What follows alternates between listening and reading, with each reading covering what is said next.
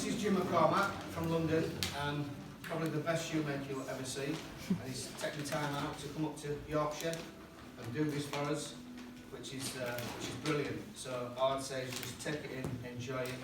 If anybody wants to ask any questions at all, whenever Jim's working, just put your hand up, Jim will help you along, and it'll just help Jim a little bit to relax and let it flow.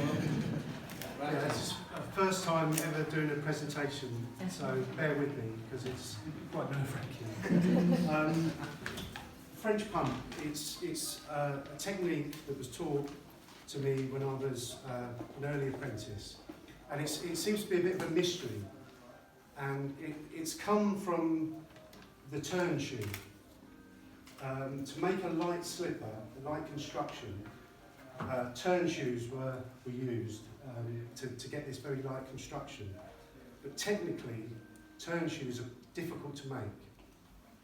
So I think the French pump was developed as an easier way of producing a very similar look. I don't have any evidence for that, but it just seems that they're so similar in look. That's probably why it was developed. And ironically, I met a French shoemaker last year, and he said there's nobody in France that can make French pump. So, you know, it's a bit of a mystery, and it's. Do you want to hand that round, Jim? Yeah, sure. Yeah. Just pass it round. Do people know much about how a turn shoe is made? It's you make them inside out. You make the left on the right and the right on the left, and then at some stage you have to turn them. And it's a very difficult thing to do. It was a very specialist skill. And turn shoemakers, that's all they did. In the West End, you would have 2 or 3 guys, and they would do the turn shoes for all the shops. What were turn shoes sold for? What was the purpose of them? Were they like a dress slipper? A very light construction. It's the lightest construction you can make, really, for evening pumps, velvet slippers, light ladies' dress work, all that kind of stuff, you know. And it's a strong construction, the turn shoe. The French pump is not as robust, but it's for shoes that aren't, you know, you're not going to go walking around Harrogate in them. They're an indoor shoe, and in some ways it's probably become a little obsolete, because with the great adhesives we have now, you can make a stuck construction, and it's very strong. So this is a bit of a leftover from, you know, the way things were done. You know. So to start off with, the materials you use are quite specific. You need a very flexible sole. So when you're selecting your sole leather, you need to pick something that's got good flex in it, because it needs to be a flexible shoe. And certainly if you're doing a turn shoe, that's very, very important. But equally so on this. And what you do is you block an insole like you would for any shoe. Yes? So when you say a flexible sole, are you using a certain part of the sole bend, or are you using something other than a sole bend? No, it's just that if you get a selection of soles cut from the bend, you'll find certain bits are more flexible. Right. Yeah. So you just pick something that's not got that hardness in it. Right. You know. You could use an oiled bend. So you could use an oiled bend. Well, what the bakers used to do, it was called a spring sole, and it was just a much more flexible sole. Yeah. But they don't seem to do it anymore. They don't run. No, they don't. They heavy roll. They roll most of it. Yeah. But you can buy an oiled bend. They're not heavy rolled, and they're very soft, and they wear well. Right. Well, you know, we just use the baker's stuff they give us now. You know. Yeah. Well, I won't give you bakers. Yeah. So you. The slightly different thing is the way you prepare the insole, because you don't have a feather like you would have for a welted shoe. You do need to secure the upper to the insole. You just do a stitch. Sorry, this one. You do a stitch like this, but we'll come on to that later. So you make your insole, and you make a a small little channel to do your stitching in. You come in quite a distance because you're going to have to fit a stitch in, and then your pump stitch will go on the outside of that. So you need to have quite a good lasting allowance, and you need to bring this in. And when you're doing that, you make a sole pattern. And what you're doing is you make it from this, and you will put it in an allowance for when the upper's lasted. And this is going to be your sole pattern. Because when you come to make the sole, you've got to pretty much cut the sole to an exact fit, so that you get your spacing of your stitching just right. Because if you don't have the stitching the right way, in wear it will start to gape. So you have to have it just in the right position so that it holds the leather tight to the upper. So that's a very important thing to get right. So once you've done that, you last the... Sorry, Jim, can we have a look at the insole? This is, yeah, all it is you don't need to make this little channel. When I was taught, you just did it freehand. But I just, to keep it neat, depends how good your stitching is, you know, but I'm a bit of a freak about keeping things neat, you know. So that just helps, you know, but if you want to use an even lighter insole, you can do without this, you don't have to, it's just a guide. And in terms of the weight of the insole, if you're going to use a flexible sole, I take it you use a thinnish, like a lady's weight kind of insole? Yeah. The whole idea is to keep everything light, you know, try and keep it as light as possible. So obviously if you can get a stitch into it, you know, you're going to have to use a finer awl. The awls that we use and the threads that we use are finer than on like a man's dress shoe, you know. So the lasting is all the same, although sometimes instead of putting a hard toe puff in a slipper, you put a calf puff in. So that's just putting a piece of soft leather in without any amount of paste, and it keeps a soft toe. But that's a customer option, you know.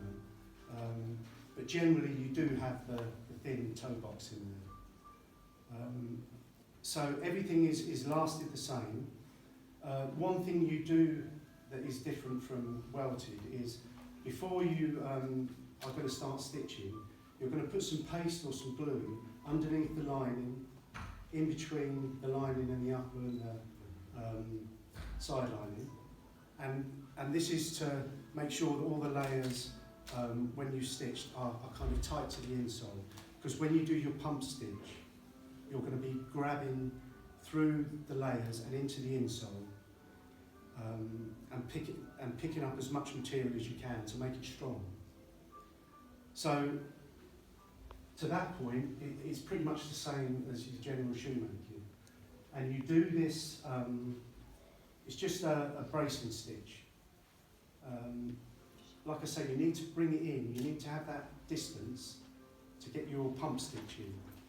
And that will become obvious when I start doing my little demo here, you'll see. You just fill it with just a leather shank. Here you just fill it enough to get it level. I've put a piece of lining in there because there's not much of a depth. We use cork as well. You can't really use the felt. I don't know as shoemakers whether you use felt for your fillings. In the West End we use this felt. It's like a tarry felt. Yeah.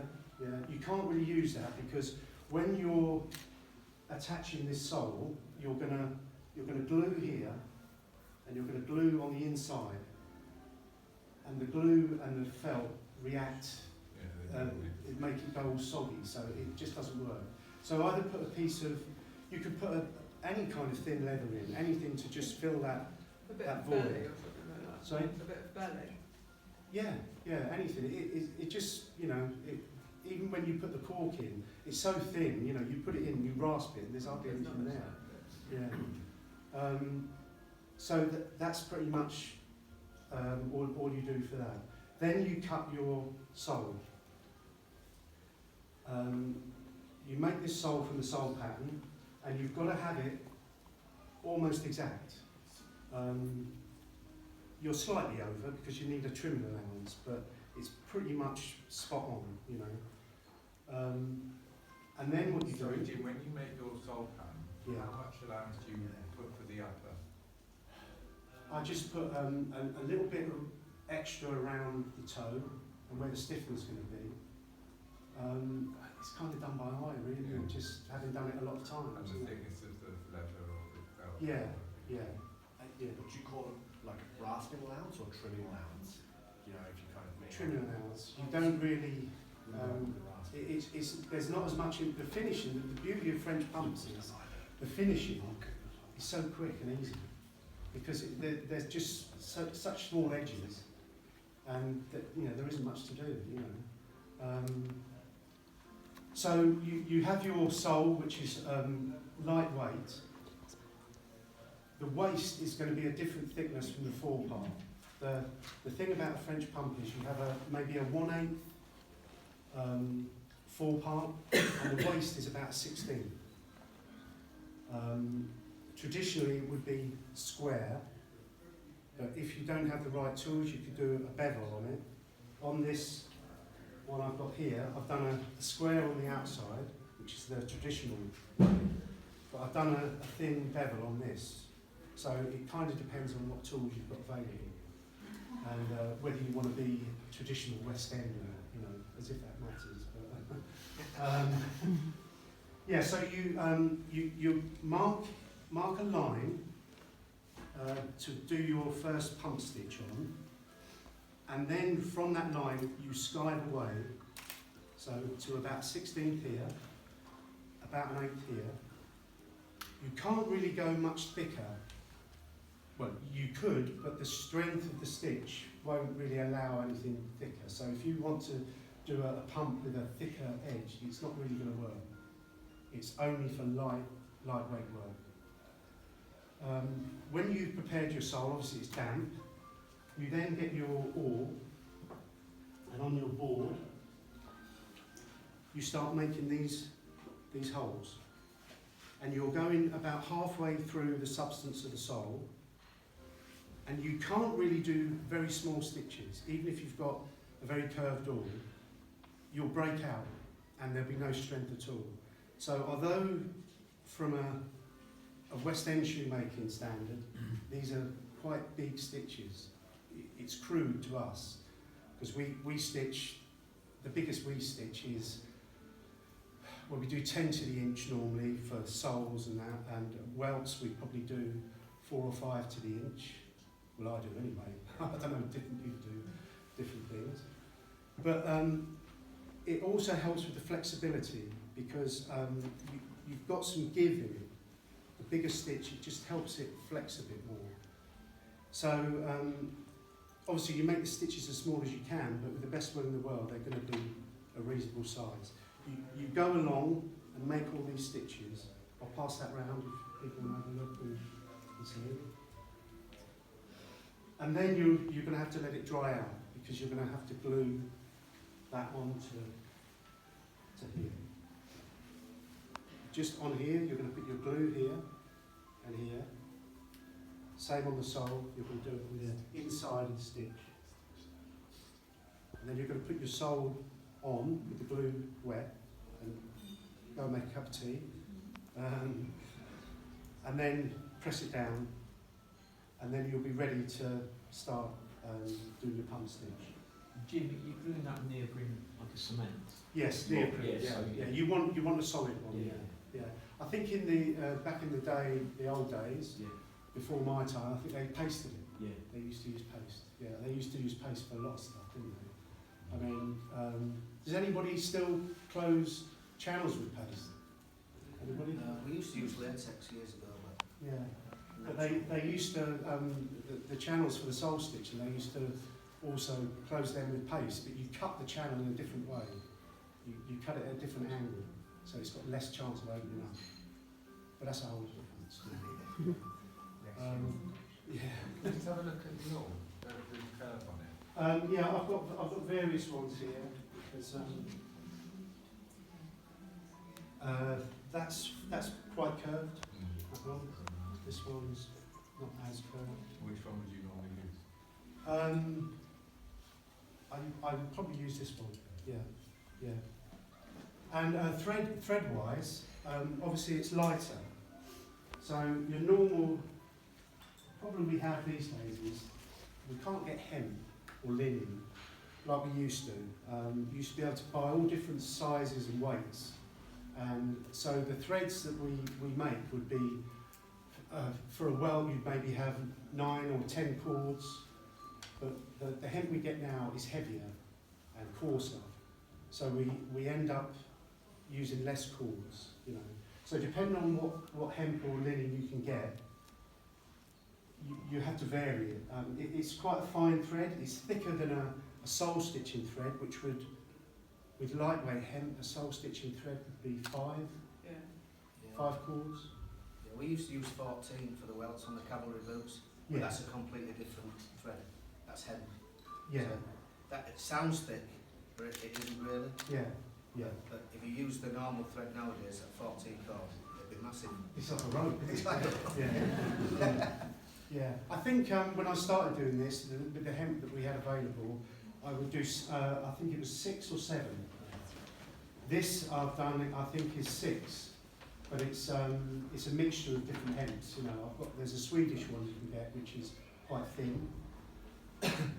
and the trick, this is going off the subject slightly, but the trick with hemp and awls and stitching, all this thing of, you know, how many cords, what size awl should I have?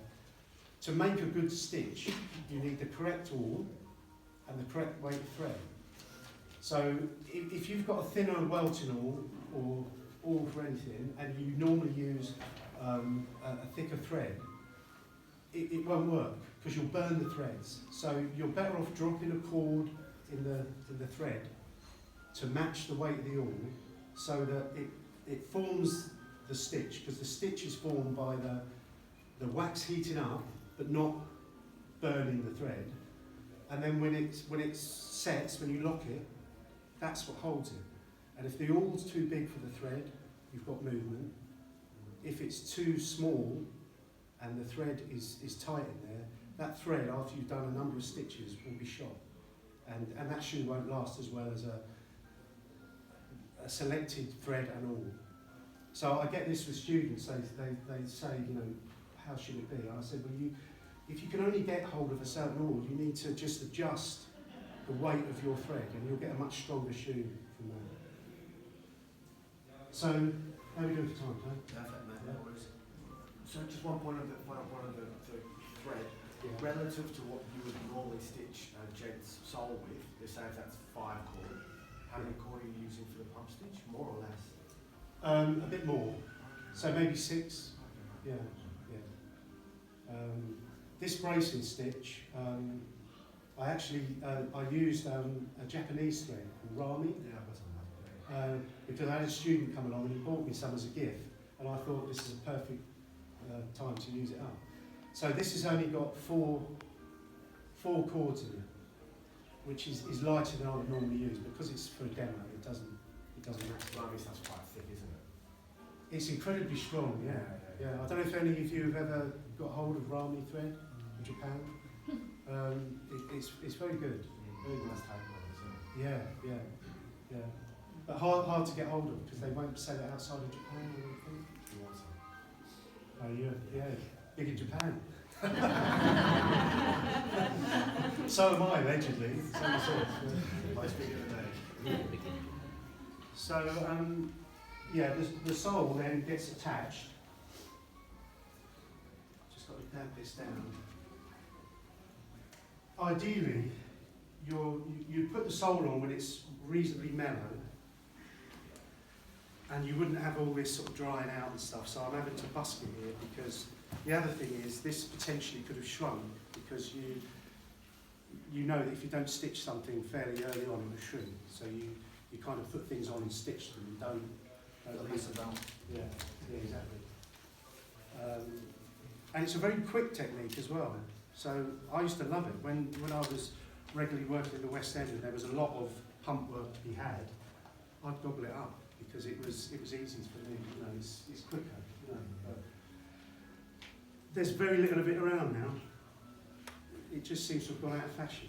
You know, it's a shame. You know, but this is the way of the world. I just hope I've got enough light for this. I'm a bit of a Mr. Madoo. And have my hat on. So a torch. No. So we've stuck the sole on, and we've got our holes in the sole. Yeah. So I pull this back. I've done a couple of stitches already, but what you're doing is that sole around? It's here. Yeah. What you're going to do is you're going to start here. Obviously, if you're right-handed, you're going to start differently. And you're just going to open up the first hole, which is what I've done here. And you put your thread through. And what you're doing is you're making a hole opposite. So you're going to go opposite. So I'll start doing the next one. So I'm finding the hole. Bear with me.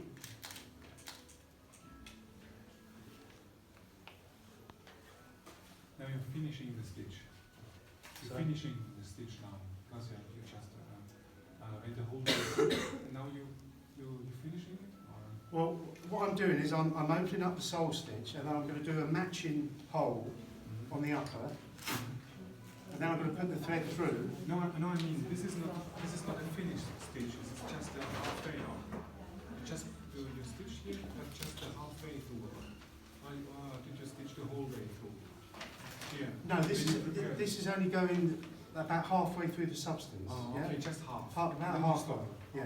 Okay. If you go too deep, you'll get pucker in here, and also in wear, the thread is too near the surface, and then once it starts wearing, so you don't want it. You want it into the sole, but not too near the surface. Did you make the whole stitch up in, I think that's... The question was, I want to say, when you prepare the sole and you make the stitching, the stitches, you just make half through, but Yeah. also a half stitch. Yeah, this is Just half. a This is half half the pump stitch. stitch. Yeah. Half through and a half stitch. And that means you stop Yes. here in the middle. I think I understand what you mean. Yeah.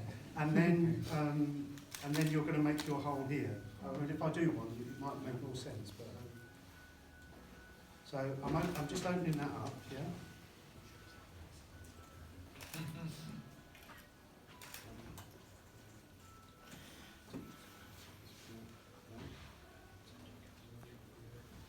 Yeah.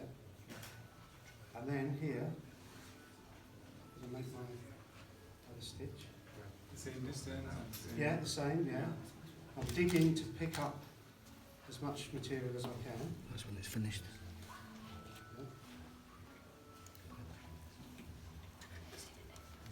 And I'm going to take the thread from the sole. And I'm going to put that through the upper hole. So it's going to crisscross. It makes it look easy though.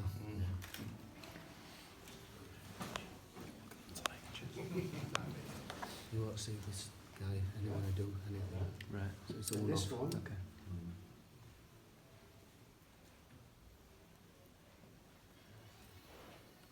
Going to go through here.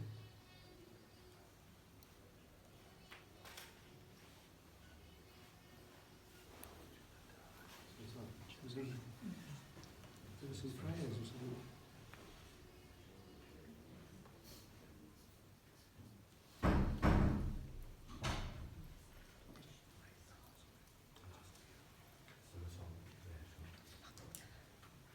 You won't see that anywhere. This should go through easily. It's a house there. It's a Yeah. house shoe. And I haven't got a lot of light either. Underneath the house. I don't know if I can give you some it's so important with your shoemaking to have very good light when you're working. Especially as you get older,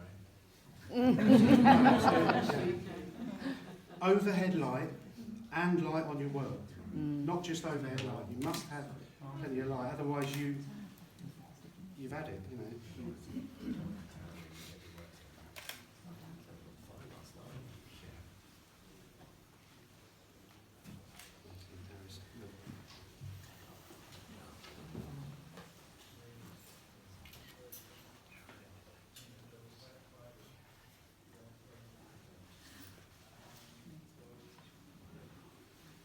And Jim, are you using nylon bristles? Yeah, this is nylon from Japan, which my last student bought for me to try out. So that's my excuse. Is it fishing line? It's fishing line, yeah. Yeah. Yeah. Because I went looking for some Japanese nylon bristles in case they, you know, used to exist in the way that they used to over here. And I went to 4 stores and no one had any real concept of it. No. Are they using boar bristles or are they using fish? No, it's a fishing line. Yeah. But you know how they used to be able to get. Yeah. Right, so that's gone this way and that way. Then you pull, normally you can have a hand leather or whatever, depends how much you need it. You pull, and pull this one, and it pulls it in. Then you're going to tap it when you've done a number of stitches. You'll tap it. Do another one. So they're working, It's just like a chain stitch. Yeah. but each one is a little in front of the other as you go along. Well, they match each other Yeah. as such, but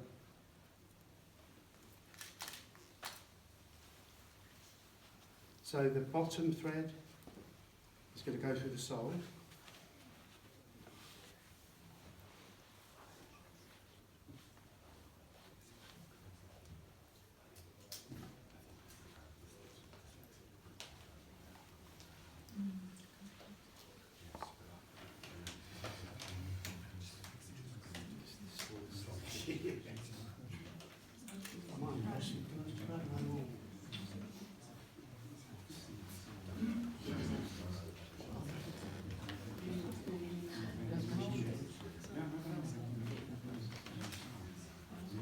Can you figure it out? Can you see it?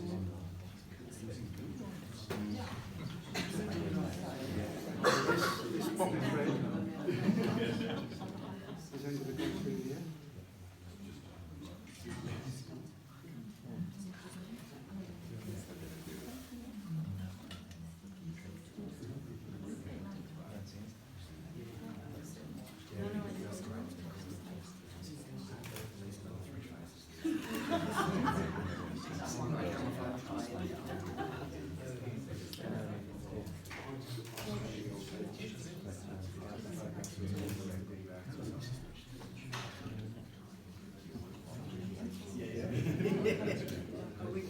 Perhaps just do something with bristles. I don't know if you know about with bristles, you need to cut the end.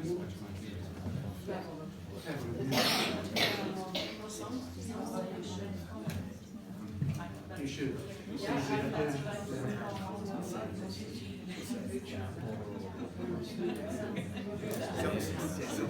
Tell them I said do it.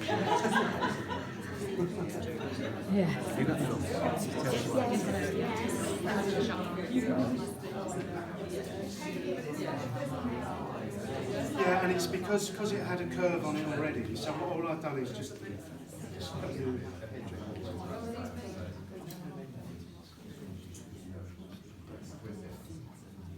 That's it.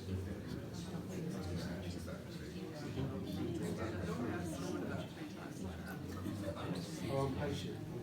I'm patient, I do like to vet.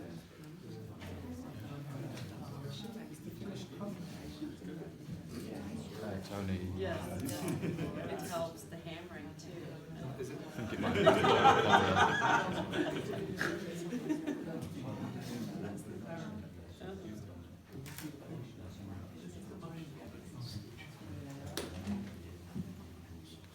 So they're sort of like a half-inch wide stitches. It is, but it pulls in actually smaller than that. But you can't really, I've tried, I've experimented to make a smaller stitch. It just doesn't work. It's relatively strong once it's done. You know, yeah, it has its limitations. I must admit. Technique is the technique.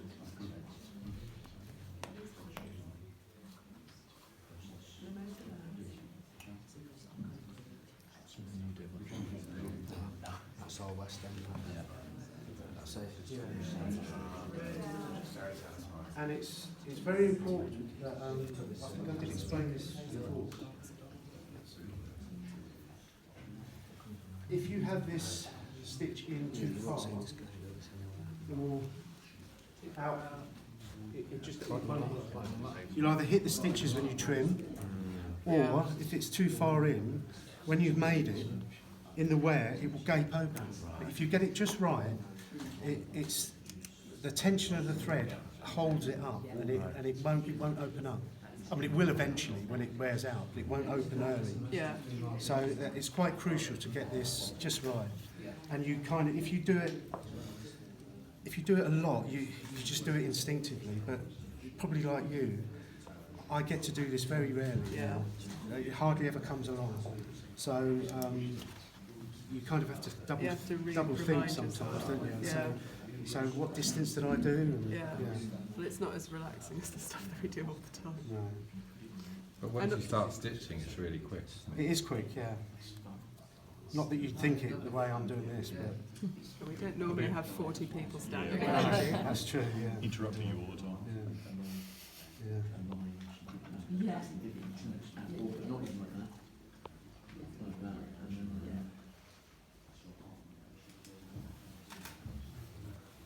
I can't actually remember what all I used to do it because I've done this over the last month. So Yeah, the Instagram this has feed been my very Sunday helpful, afternoon thank you. entertainment for the last month, making all these things.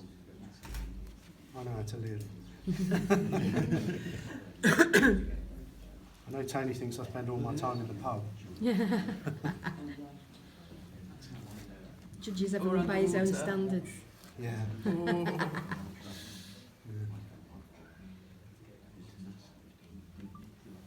On the sole, you are just passing through the holes you pre-made, though. On the sole, yes, I am. Yeah, I'm just reopening them. Yeah. And when you're doing that hole, are you trying to catch the insole as well? Yeah, if possible, yeah.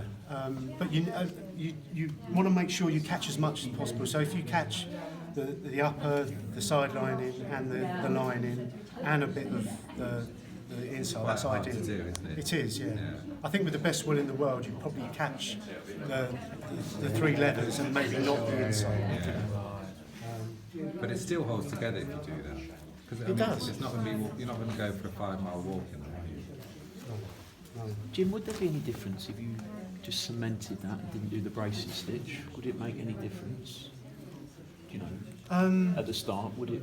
What, make just difference? glue If you just the- cemented that like you were making a cement shoe and then did it the same, does the bracing stitch serve any other purpose? Do you know what I mean? No, you could do that. I'm just wondering, but yeah, just no, this wondering. is. Because you're sewing through. But because it's West End, we make it as hard as possible. Of course, yeah, but what I mean is it just... Why make it easy? Why make it easy? We have to suffer for our money. Well, I'm not into that, but... That's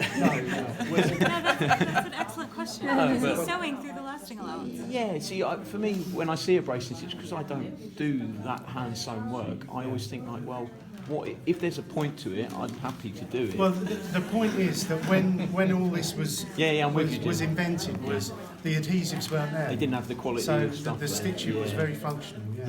They probably No, had- you could. Yeah, you do could that, effectively yeah. really work it like, couldn't you? But you know, hand sewn footwear, you've got to do it sewing.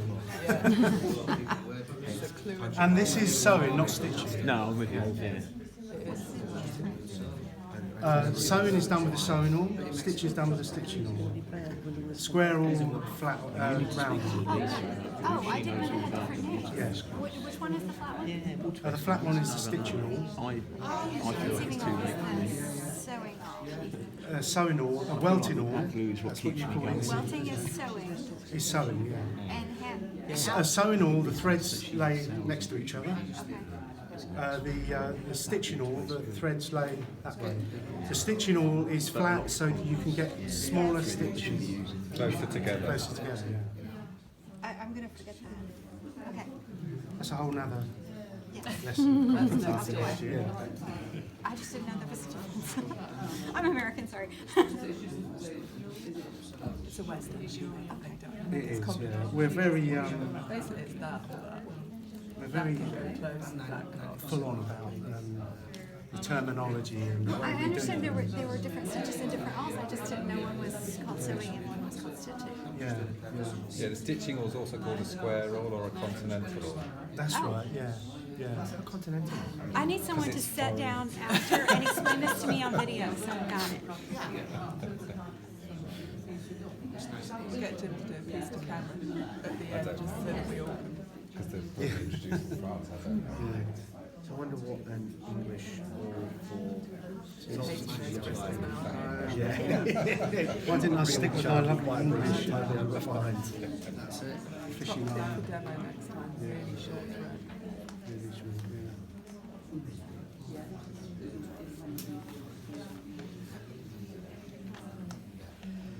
And Jim, if you were doing this properly without like 1,000 people around you, what sort of time frame would you be hoping to get this done in? Finished 20 minutes ago. Half an hour? So that you can To sew it down round, still, right?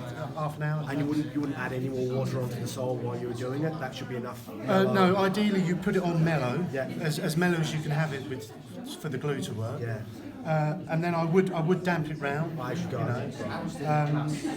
But then you tap it all up and leave it dry, and it kind of sets. Then I'll go on and build the heel. Do you not tap your stitches with your all handle as you go, or do you do that all at the end? What, like that? Yeah. No, I would tap as I go along with my hammer. With your hammer? Yeah. So I'd probably do the waist, and I'd tap the waist up, then I'd do a bit more, tap it up, Okay. and then tap it as I go along. And is there any concern that if you keep wetting it to keep it soft enough, that the shrinking will pull it away from the feather line? Or because it's thin I think enough? I mean I've had to muller this really because you know it's dried out. But yeah, I would use minimal really. And the other thing with baker's leather is you have to be very conscious of staining. The more you wet it, it gets Yeah, that and if stain. you're doing a black finish, it doesn't matter, does it? No. If you want a natural finish on it, Yeah. That's worrying me right there already. What that? Yeah. It'll be fine because this is going to have an all black finish. So it's happy days. Yeah. I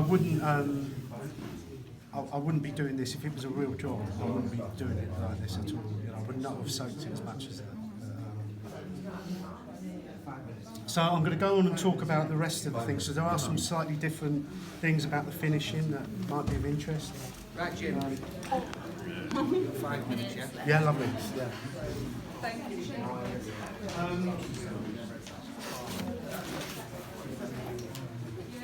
This will all get tapped up.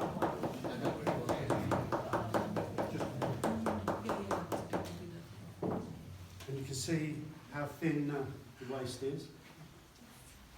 And that's going to get finished with the finishing tools for this are exclusive, really. They'd be familiar to a lady shoemaker, but not every shoemaker would have these kind of tools in their kit. This is the square waist iron. I've known quite a few makers that have got these in their kit and they don't know what they are. Because if you've never had to use it or been shown, it's an iron, you think, well, what is it? You know, but that's what it's for. It's for doing the waist. For those of us that can't get that close, can you describe the face of the yawl? So is it got two lips or just one? It's got a single lip, Yeah. a small square face, Yeah. and then the bottom lip is quite long. And that's because it's for using in a waist. And when you put it on, you can just, when you've got the heel built and everything, you can just trim the waist and you can put the iron on from the knife. You don't have to do any sandpaper or anything. And you just run it on, warm iron, with a bit of soap maybe. So that's what you use for that. And it will look like this. You get the thin edge here. The forepart is done with this. This is a homemade iron. I made this myself to be the right size. That's for the forepart. If you haven't got a square iron, you could put a bevel on, bevel waist. So I've done a bevel waist in here. Obviously it needs to be thin like the rest of it. And you put a fine seat wheel on. The thing with seat wheels and fudge wheels in general shoemaking is you match your seat wheel to the fudge. So if you've got that luxury of having a number of seat wheels. So the bigger the stitch you do on the forepart, the bigger the seat wheel you put on, and the finer the work, the finer seat wheel you put on. So you put a fine seat wheel on. The top piece is traditionally a blind top piece, no nail showing, which is done by clipping nails and then mounting it onto that, and then an all black finish. This is a lob St James's way. Lots of other companies don't. They do a clean finish, but lob on all their black work, they do this shiny finish. In fact, they had problems with it in the day that customers who've got fancy white carpets. So there's been problems with it, but that's an option, you know. And you could put nails in, or you could put core rubber on, but that's the traditional French pump. That's what it would look like. And then you just pull the last, and you put a sock in, just clean the inside. You put a sock in, and you're good to go. And it's light. It's a light construction. If you pass that round, you can feel it's pretty light. And it's strong enough. You know, it's not as strong as welted. You could produce that with a welt, but you've really got to scale it down. You've got to stitch fine. You've got to really, think a whole few levels down of the weight. Right, we're about there, Jim. So if everybody wants to give Jim a bit of a Yeah. clap.